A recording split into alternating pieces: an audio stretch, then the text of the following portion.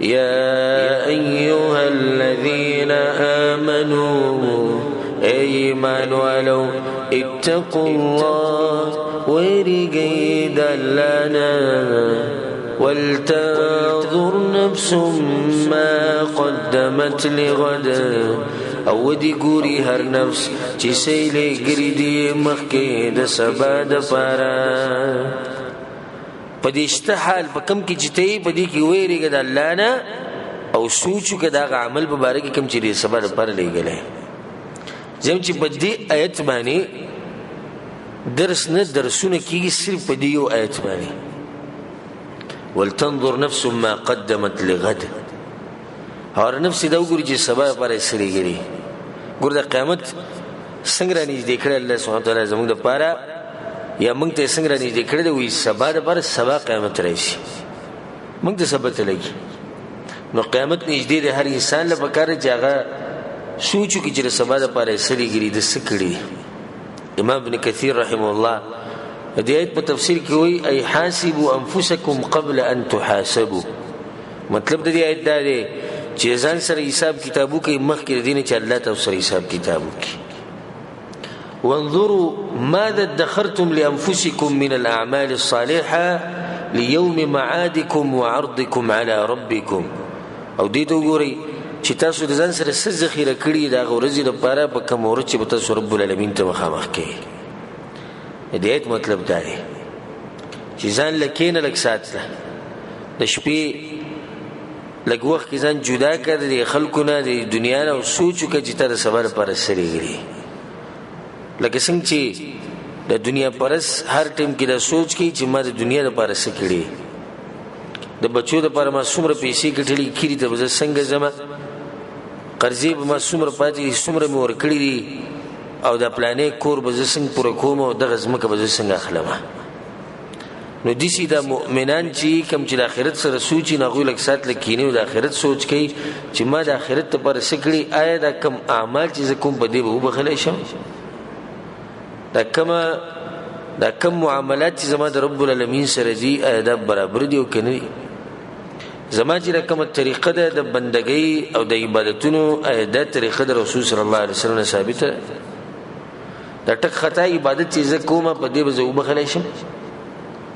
دا زما دا کم عمل چې می کړی دا به قبول شي دا د مؤمن شان دی چې عمل کوي نو په اول کې هم سوچ کوي او چې عملو کې په اخر کې هم سوچ کوي په اول کې سوچ کوي دا کم عمل چې کومه د مال په آخرت کې فائدہ راکړي کو نقصان راکړي د مال په دنیا کې فائدہ راکړي کو نقصان راکړي به چې عملو کې دا غیر باندې سوچ کوي چې عمل بل الله سبحانه زمانه قبول کړو کنه به صبر لپاره دي سنه چې رب العالمین ته مخامخ شمه او هر سره نه ختم شي رسول صلی الله علیه وسلم حدیث کې و اماتا دیسی کسان معلوم دي چې د قیامت په ورځ به غوی راشي او د اتهام علاقه چې کوم غرونه دي د دې غټ غټو غرونو په مقدار به دوی سره عملونه وي دا عمل بول الله سبحانه وتعالى ټول والوځي د غرونو باندې به اعمال نیک اعمال ټول به ختم شي طلب بالکل خالی شي صحابه کرام یا رسول الله من هم صفهم لنا یا رسول الله د انسانان سوق دي موږ ته صفات بیان کړي چې موږ دې لري ساتو رسول الله صلی الله علیه وسلم ته انسانان دي استاد به جن خبري کوي مسلمان انسانان دي نو ولې دا اعمال بربادي کې رسول الله صلی الله علیه وسلم خلق دي چې کله یوازې شي الله اکبر دې خبره ته وکړي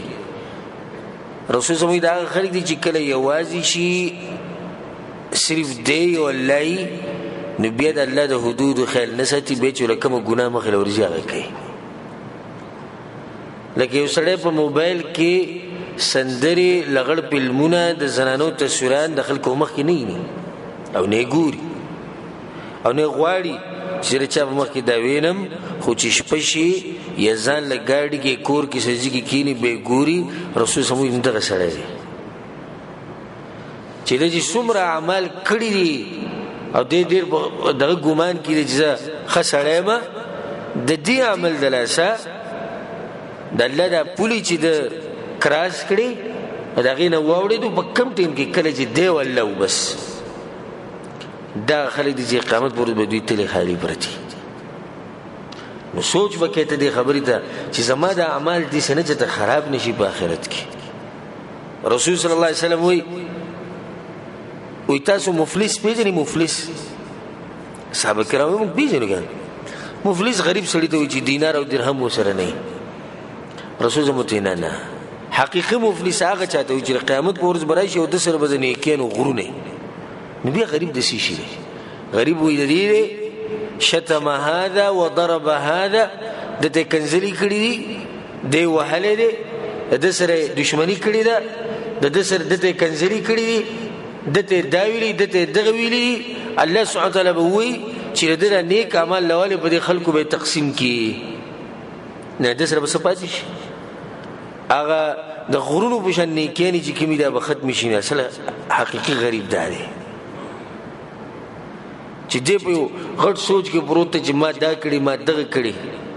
دې ته نه ګوري چې ما مسلمانان تنګ کړي ما دشمنیانی کړي دي ما غیبتونه کړي ما حسد کړي ما چغلخوري کړي دا ما د یو ځای خبره بل ځای ته وړي دا ما دشمنیانی جوړي کړي دي ما خلق وجري دي ما خلق وهلي دي ما خلق د کنځلي کړي دي ما د یو مسلمان په عزت لاس چولې دي ما یو مسلمان پاک دامن خزه باندې بهتان لګولې د ټولو خبرو ته سوچ نشته نو څومره داخلك چې دي دوی به د قیامت پر ورځ د الله په دربار کې ولاړی چې الله یو به ماته دا ویلي بل به ماته دا ویلي بل به ماته دا ویلي بل به ماته دا ویلي نو څوکي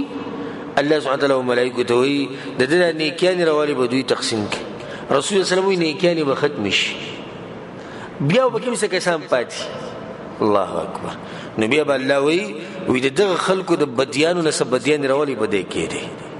نه د خپل ګناونه او دا غوی ګناونه دا به بل پاسه کې خو دې شي رسول سمو جهنم ته الله گزار کی او د دې سره خني کېانی د غرونو امرني کېانی وسره خصوص نو دې خبرې ته چې زما د اعمال چې کم کومه اې دا به قبول شي او کنه دا به بچ پاتې شي د قیامت پر ورځ او کنه دا به د الله په در کې د قبلېدو حقداري او کنه دې ته نه ګوري زمانه خلکو سره معامله څنګه یعنی محاسبه النفس بګنی محاسبه النفس ته وي د ځان سره حساب کتاب کوي عمر بن خطاب رضی الله عنه سوي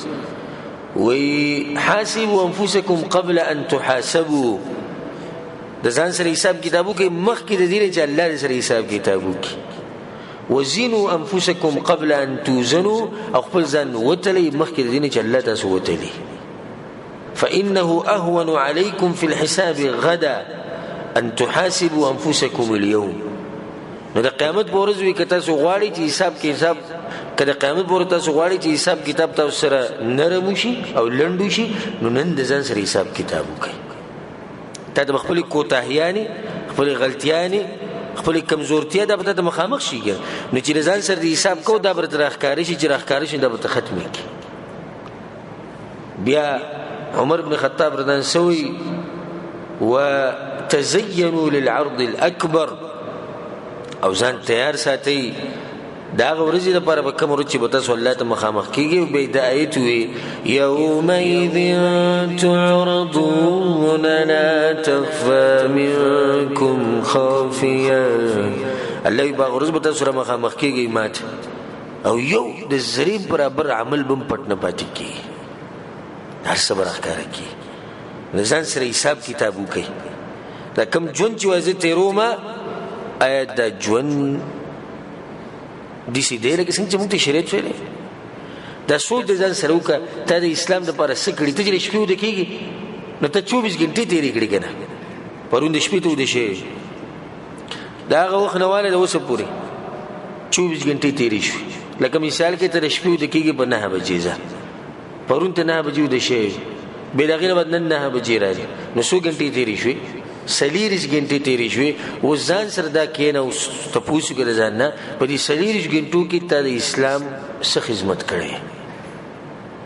په دې سلیریش غنټو کې ته د رب العالمین د لپاره څه کړې په دې سلیریش غنټو کې ته د جنت ګټلو لپاره څه کړې په دې سلیریش غنټو کې ته د قیامت نه لري کېدو لپاره څه کړې د ټول سوالات پر ځان نو کې نو بیا ول جوابات پیدا کړي نو کمزې کې چې دا د کمزورتیا ښکار شو هغه به ځان نه وبس. او هغه انسان تباہ او برباد دی او ډېر بدبخت دی چې خپه خوشحالو کې ګرځي او ټوغې ټقالې او خنداګانې دي او چېرته سوچ هم نه دی کړی چې زه به څومره اوبه وکړم او एकदम وله مرګ راشي. نو الله ته مخامخ شي حساب کتاب له او د ځان سره چې ته حساب کتاب هغه نه یې کړی. رسول صلی الله علیه وسلم حدیث کوي، انس بن مالک رضی روایت ته امام احمد او امام ترمذی د دوانو راوړی دی، الکیس من دان نفسه. رسول صلی الله علیه وسلم وی او خيار انسان هغه دی چې خپل ځان وتلی. او خيار انسان کوم دی چې خپل ځان وتلی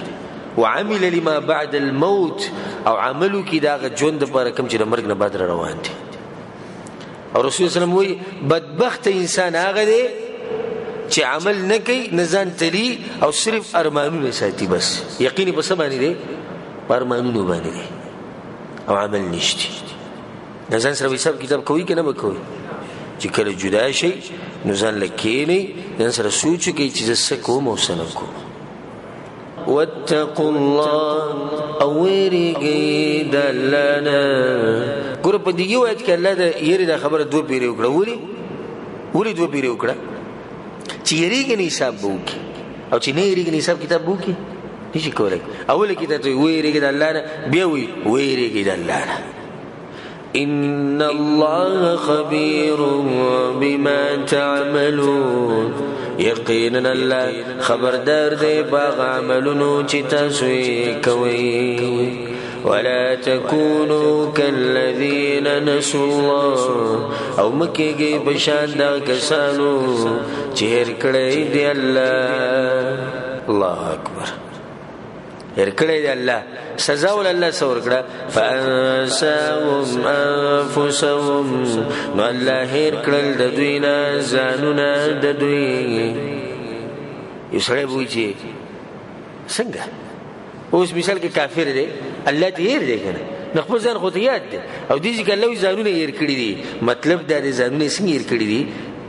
ځان یې تباه و برباد کړو، لاړ جهنم ته ورسېد او دا سوچ ورسره نیسي چې زه جهنم ته روان یم. نو خپل ځان ته څه شو؟ هېر شو دی که نه. الله اکبر. د نیک عمل توفیق ول الله نه ورکوي بیا چې الله ځنه هېر شو که نه، الله به د عمل توفیق نه درکوي نو ځان به دنه هېر شي. یو سړی سحر نه واله د شپې پورې مزدوري او مزدوري، دنیا او دنیا، او بچی کته بچی بره، ښځه کته ښځه بره، مور بره کته مور بره بره، او ځان ته څه دی؟ ځان ته هېر دی چې د قبر کې هم څه حساب کتاب دی، په آخرت کې څه حساب کتاب دی. دا ولې دې ځان هېر شوی دی؟ ځکه چې رب العالمین یې هېر کړی. او کله چې تا ته رب العالمین یادو، د هغه دین درته یادو، نو تا ته به خپل ځان هم یادي. نو بیا به ته کوشش کوې چې ځان د جهنم نه بچ کم او کوم ځای ته ځان نږدې کم؟ جنت ته ځان نږدې کم. الله سبحانه وتعالی دې موږ په هغه کسانو کې شمار کړي چې هغوی ته همیشه الله سبحانه وتعالی یادي او همیشه هغوی ته الله سبحانه وتعالی دین یادي او الله سبحانه وتعالی چېرته زموږ نه زموږ ځانونه نه هېروي. د یو سزا دلته دا ذکر شوې ده، بله دویمه سزا هغه په نورو ایتونو کې شته. هغه دا ده چې په قیامت په ورځ به الله دوی ته وایي چې تاسو ته زما ایتونه درغلي او زما دین درغلی او تاسو یې هېر کړی، یعنې تاسو نه زه هېروم. فنسیتها، هغه ته هېر کړي، نو سزا یې څه ده؟ وکذلک اليوم تنسى. نو څنګه چې تا د الله دین هېر کړی، نو د قیامت په ورځ رب العالمین ته هېر کړی.